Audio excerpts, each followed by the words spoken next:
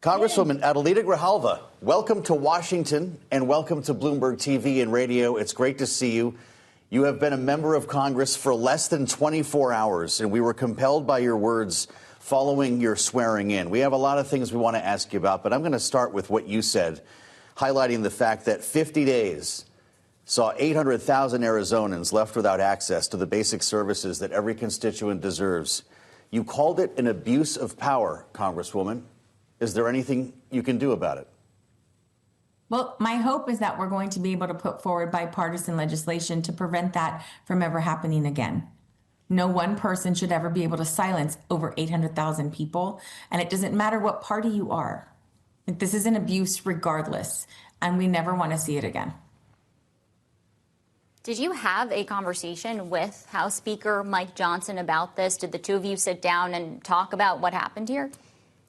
Oh, no. So right at the very end, after I was sworn in publicly, made my speech, said hi to a couple members, I was asked to sort of whisk off because Speaker Johnson was ready to do like the formal picture.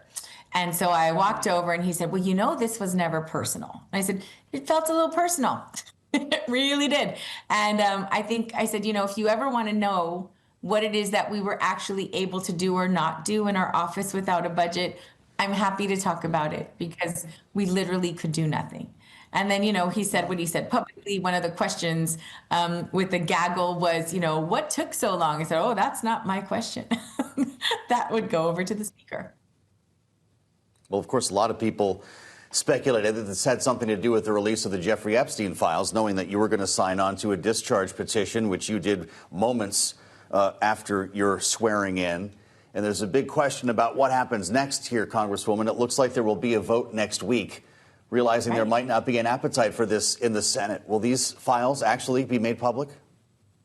I hope so. I hope that it passes the House without any issue and that the pressure then goes to senators. Because regardless of who is implicated, no one should want the label of protecting pedophiles. And, I talked to some survivors today, and I said, one of the things that I would do is go and target your senators, talk to them about why it's important for them to show unity in this, and then go and call some of their constituents and make sure that there's a connection there. When you hear from your own constituents about an issue, it's that much more meaningful. And I think that it would be very important for constituents throughout the nation to reach out to their senators and let them know that they expect them to vote in favor of releasing the Epstein files. Well, those are constituents to senators. Are there any conversations happening between the chambers on how this is going to go between your now new colleagues in the Senate and the other members in the House? Well, I'm assuming that there is some conversation amongst leadership, but I don't know any specifics about that. This is a heck of a time to be joining the House of Representatives, Congresswoman. We spoke with Democrats and Republicans over the past 24 hours, some of them senior lawmakers who said this is as bad as we've ever seen it. And I know we can go through history and probably find worse times. No one's being caned on the floor yet. But I'm wondering what you're feeling as you join your colleagues here in Washington, because there's a sense of anger and frustration in the air today, even after the government reopened, that's taken a lot of us by surprise. Yeah, I think that there is a lot of separation, partisanship. This administration has done what they could to increase those divides. When you look at what Trump has done in pitting his own party against each other, really, it's just to further his own agenda, which has nothing to do with improving the lives of the American people. And so I think it's very difficult if you are a defender of Trump to put your neck out right now when he's done everything he could to make sure that it's really about him and his supporters and nobody else. Well, what, of course, led us to this moment is that we saw negotiations try and ultimately fail to get an extension when it comes to the premium tax subsidies related to the Affordable Care Act. I'm wondering what you are advocating for now as a member of the House. Are you looking for an extension to this, or is this something that's going to have to see a whole new plan come together ahead of that deadline at the end of December? Well, you know what's really interesting is that the Republicans have had critical things to say about the Affordable Care Act since its inception in 2010.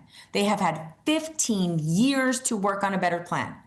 All they do is throw stones at it, but don't actually come to the table with any real solutions. So I don't think it's the Democrats' responsibility to come up with a solution that they don't see a problem with. If we want to work to improve the ACA, I'm all for that. Universal health care, I think, should be the base of what the American people deserve. So I'm in favor of universal health care, period. And then we can get all of the big money out of this system. That, I think, would be ideal. But here we are. This is not a problem that Democrats have. This is a problem that Republicans have. And who's going to have a bigger problem is every single one of those people who voted against extending the ACA benefits. They're going to hear very clearly from their constituents.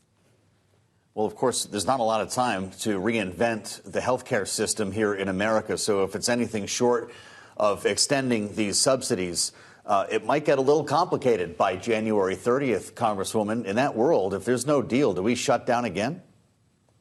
And that's what actually one of the things I did speak to Speaker Johnson about is why do we continue to have piecemeal CRs? Why can't we negotiate an entire budget for the year? I don't know any functioning company or organization that does budgeting this way. And he said, I would love to have that, but there's no interest. I said, I think part of the problem is you're not bringing to the table things that both parties want to work on. I mean, that was indicative of this clean CR that left the House, went to the Senate, was voted down 13 times. It had no input from Democrats at all. When both chambers, and especially the House, is so close, why wouldn't you try to work a solution that's going to include some of the things that Democrats could support and then vote and then send a package that is a bipartisan package to the Senate? He didn't do that. He chose to keep the House closed. And I think it's very telling in our economic reality right now in this nation that the House of Representatives has been working 19 days in 4 months. Well, Congresswoman, in the final minute that we have you, I'm curious, have you gotten your committee assignments yet? And are there any that you're keen to join, considering as we're laying out it's an understatement to say it's going to be a busy legislation season coming up? Right. Well, I did ask for education and workforce and natural resources. I was asked to rank those if what would be the one if I only had to pick one, and I chose education and workforce. I am willing to work on any committee that I feel my background would be beneficial, but I also am willing to learn because I think I have so much to learn, and I think that it is an opportunity for me to get stronger in a lot of the different areas. So with that, I am open to it, but I would love to put my 20 years as a school board member in support of rebuilding the devastation that this administration has done to the Department of Education. But I'm willing to learn.